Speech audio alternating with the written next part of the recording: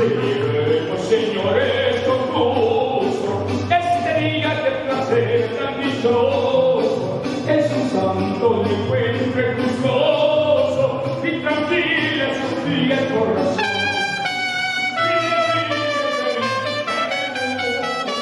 Sin que perturbe su mente, que pondremos un laurel con el oro de las tierras del mar.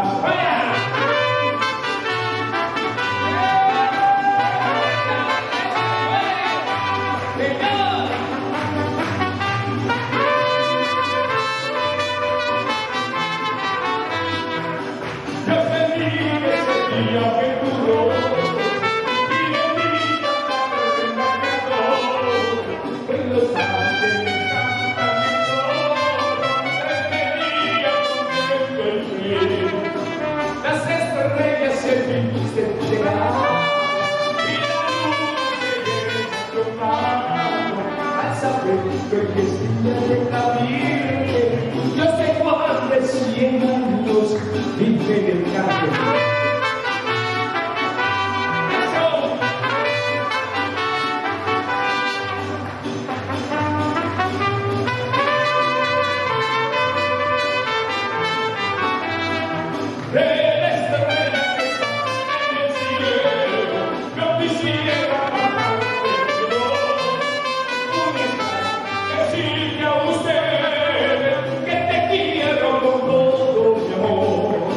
Solamente un recuerdo que me concede